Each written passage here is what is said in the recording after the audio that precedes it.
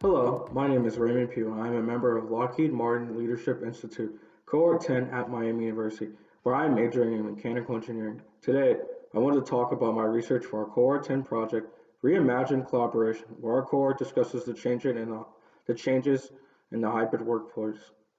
For my research, I read the book Human Work in the Age of Smart Machines by Lumina Foundation CEO Jamie Merisotis.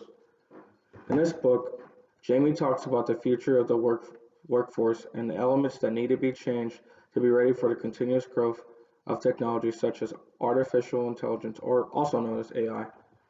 The book first talks about the speed of the technological growth within the past century, starting from the first industrial revolution to the current work environment.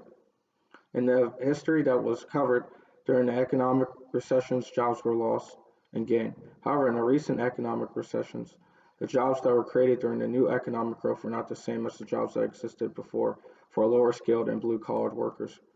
According to a 2019 study by Georgetown University Center on Education and Workforce, from December 2007 from January 2010, 7.4 million jobs were lost in the US, with 5.6 million of those jobs being lost for from a high school degree or less education credential workers.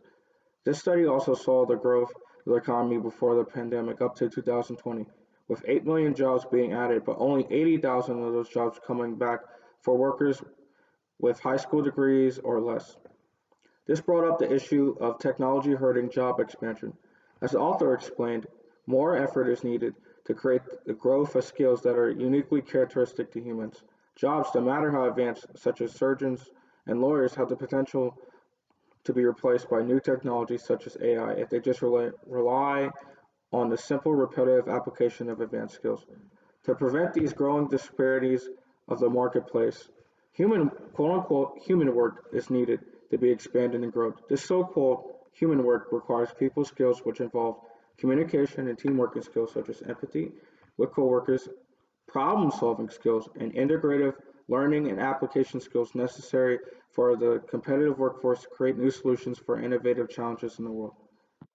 The next part of the book talked about quote unquote wide learning, which encompasses the learning process throughout a person's life, unlike training, which prepares workers for scenarios but restricts them to a selected thinking process that will curtail thinking their future thinking processes.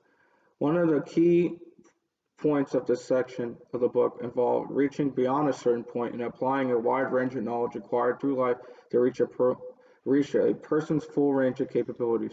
To do this, a higher standard of learning is needed, especially as higher standard learning that develops human skills that will not be replaced by technology.